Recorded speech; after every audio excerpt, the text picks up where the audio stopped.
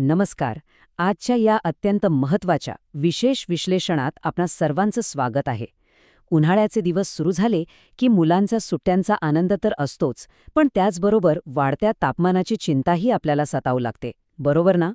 आणि विशेषतः जेव्हा मे महिन्याचे शेवटचे दिवस येतात तेव्हा सूर्याचा खरा कोप जाणवायला लागतो. या तीव्र उन्हाळ्याच्या लाटेत संपूर्ण कुटुंबाला आणि विशेषतः आपल्या घरातील लहान मुलांना सुरक्षित ठेवणं ही खरोखरच एक मोठी आणि महत्त्वाची जबाबदारी असते.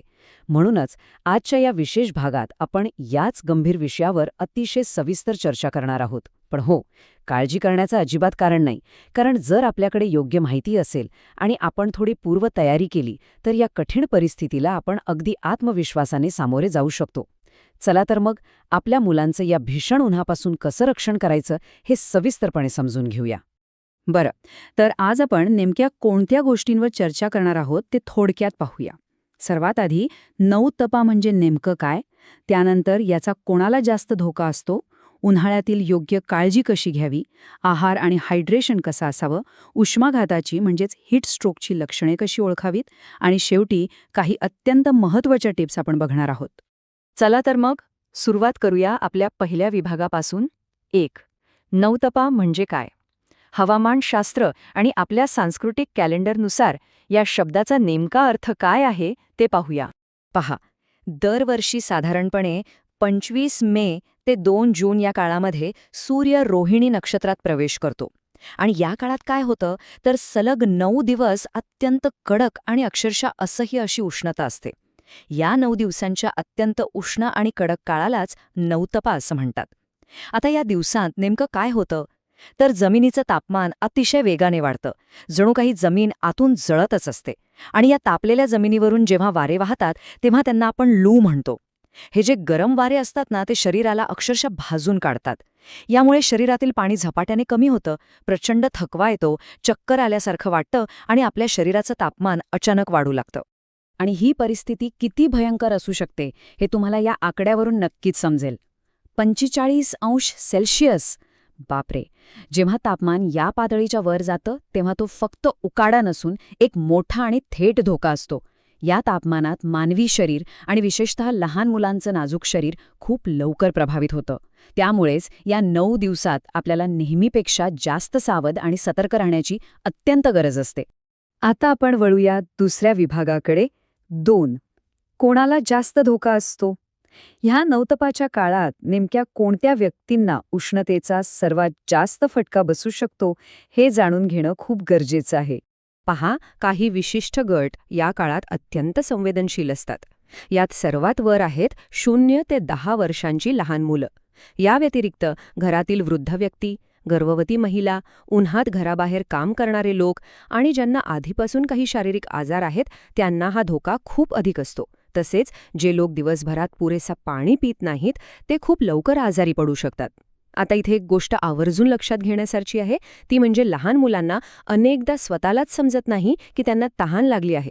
ते खेळण्यात इतके मग्न असतात ना की त्यांच्या शरीरातील पाणी कमी होत आहे हे त्यांच्या लक्षातच येत नाही.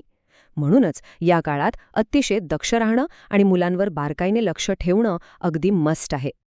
बरं, आत्तापर्यंत आपण धोक्यांबद्दल माहिती घेतली. आता प्रत्यक्ष उपायांकडे वळूया. आपल्या तिसऱ्या विभागात 3.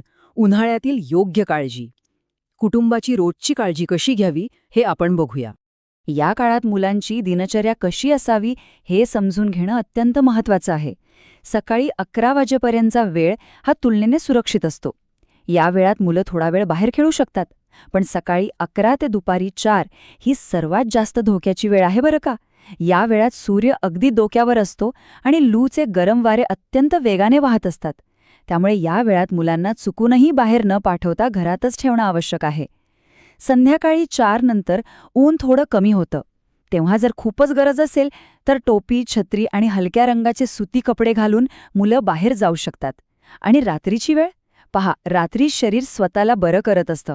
त्यामुळे रात्री घर आणि झोपण्याची जागा थंड राहील याची काळजी घेणं गरजेचं आहे, जेणेकरून मुलांना शांत आणि पूर्ण झोप मिळेल. आता घर थंड ठेवणं हा उष्णतेविरुद्धचा आपला सर्वात मोठा आणि प्रभावी बचाव आहे. ते कसं करायचं? तर याची पहिली पायरी म्हणजे थेट येणारं ऊन रोखण्यासाठी जाड पडदे लावणं. दुसरी पायरी म्हणजे दुपारी जेव्हा बाहेर कडक ऊन आणि गरम वारे असतात ना, तेव्हा घराच्या खिडक्या अगदी घट्ट बंद ठेवणं. तिसरी पायरी अतिशय महत्त्वाची आहे. पंखा किंवा कूलर नक्की वापरावा, पण त्यांचा थंड वारा थेट लहान बाळाच्या अंगावर येणार नाही याची काळजी नक्की घ्या. आणि चौथी पायरी म्हणजे शक्य असल्यास दुपारच्या वेळी जमिनीवर थोडं पाणी शिंपडावं. यामुळे काय होतं तर घरातला उकाडा कमी होऊन एक नैसर्गिक गारवा तयार होतो. थोडक्यात सांगायचं तर उन्हाळ्यात आपलं घर हे एक सुरक्षित आश्रयस्थान बनलं पाहिजे. बाहेरून तर आपण घर थंड ठेवलं, पण शरीराच्या आतून काय? म्हणूनच आपला चौथा विभाग आहे 4. आहार आणि हायड्रेशन. उष्णतेशी लढण्याची खरी सुरुवात शरीराच्या आतूनच होते. निसर्गाने आपल्याला असे काही पदार्थ दिले आहेत जे शरीराला आतून थंड ठेवतात आणि हायड्रेट करतात, जसं की कलिंगड, काकडी, ताक, नारळ पाणी, मुगाची हलकी खिचडी आणि दहीभात. हे सगळे पदार्थ पचायला अगदी हलके असतात. याउलट बाजारात मिळणारी रंगीत थंड पेय, खूप साखर असलेले ज्यूस, तेलकट आणि मसालेदार अन्न यांसारखे पदार्थ उष्णतेत अजिबात म्हणजे अजिबात खाऊ नयेत. का बरं? कारण हे जड पदार्थ पचवण्यासाठी शरीराला जास्त ऊर्जा खर्च करावी लागते, ज्यामुळे शरीराचं तापमान आतून अधिक वाढतं आणि उष्णता शरीरात अडकून राहते. आता इथे एक अतिशय महत्त्वाचा प्रश्न उभा राहतो. मुलांनी किती आणि केव्हा पाणी प्यावे? अनेकदा आपण काय करतो? मुलं पाणी मागतील तेव्हाच त्यांना पाणी देतो. पण उन्हाळ्यात असं करणं खूप धोक्याचं ठरू शकतं. मुलाला तहान लागल्याची अजिबात वाट न पाहता त्यांना खेळताना, घरात असताना दर थोड्या वेळाने थोडं थोडं पाणी पाजत राहणं अत्यंत आवश्यक आहे. आणि ही पुढची माहिती तर एखाद्या संजीवनीसारखी आहे. जर मुलांना खूप घाम येत असेल, जुलाब किंवा उलट्या होत असतील आणि प्रचंड थकवा आला असेल, तर हे घरगुती ORS खूप कामी येतं. याचं प्रमाण नीट लक्षात घ्या. 1 लिटर पाणी, त्यात 6 चमचे साखर आणि अर्धा चमचा मीठ. मी पुन्हा एकदा सांगतो, 1 लिटर पाणी, त्यात 6 चमचे साखर आणि अर्धा चमचा मीठ. हे अगदी साधं वाटणारं मिश्रण शरीरातील कमी झालेलं पाणी आणि इलेक्ट्रोलाइट्स भरून काढण्यासाठी एक अत्यंत प्रभावी आणि जीव वाचवणारा उपाय आहे. आता आपण एका अत्यंत गंभीर विषयाकडे वळत आहोत. आपला 5वा विभाग 5. उष्माघाताची किंवा हीट स्ट्रोकची लक्षणे. उष्णतेचा त्रास सामान्य असू शकतो, पण तो जीवघेणा उष्माघात कधी बनतो हे ओळखता येणं अतिशय गरजेचं आहे. ह्या तक्त्यामध्ये दिलेल्या 2 टप्प्यांमधला फरक अचूक ओळखता येणं खरोखरच जीवनरक्षक ठरू शकतं. सुरुवातीचे डिहायड्रेशन म्हणजे काय? तर जेव्हा मुलाला खूप थकवा येतो, तोंड कोरडे पडते, डोके दुखते, लघवी कमी होते किंवा बाळ सतत रडत असते. अशा वेळी न घाबरता मुलाला लगेच घरात सावलीत घ्यावं, भरपूर पाणी पाजावं आणि आपण मगाशी बघितलेलं ORS द्यावं. मात्र तीव्र उष्माघात किंवा हीट स्ट्रोक म्हणजे जेव्हा शरीराचं तापमान खूप वाढतं आणि शरीर स्वतःला थंड ठेवू शकत नाही. यात खूप जास्त ताप येतो, मूल बेशुद्ध होऊ शकतं, गोंधळल्यासारखं बोलतं, श्वास जलद चालतो आणि त्वचा हात लावल्यावर चक्क गरम लागते. लक्षात घ्या, ही एक पूर्णपणे मेडिकल इमर्जन्सी आहे. अशी लक्षणं दिसताच एका क्षणाचाही विलंब न करता तातडीनं डॉक्टरांकडे धाव घेणं आवश्यक आहे. आता आपण पोहोचलो आहोत आपल्या शेवटच्या विभागावर. 6 महत्त्वाच्या टिप्स. दैनंदिन जीवनातील अशा काही छोट्या पण अतिशय महत्त्वाच्या सवयी आपण पाहूया, ज्यांचा परिणाम खूप मोठा आणि महत्त्वाचा असतो. हे काही असे नियम आहेत जे आपण अजिबात मोडता कामा नयेत. पहिली गोष्ट, मुलांना उन्हात जाण्यापूर्वी काहीतरी खायला देणं आवश्यक आहे, कारण रिकाम्या पोटी उन्हात फिरल्याने चक्कर येण्याची शक्यता खूप जास्त असते. दुसरं म्हणजे प्लॅस्टिकच्या बाटलीत उन्हामुळे गरम झालेलं पाणी पिणं नक्की टाळावं. आणखी एक अत्यंत महत्त्वाची गोष्ट, गाडी उन्हात पार्क केलेली असेल तर मुलाला चुकूनही गाडीत एकटे सोडू नये. तुम्हाला माहितीये का, बंद गाडीचं तापमान अवघ्या 10 मिनिटात 20 अंशांनी वाढून जीवघेणं ठरू शकतं. आणि शेवटचे 2 मुद्दे हे तापमानातील अचानक होणाऱ्या बदलांबद्दल आहेत.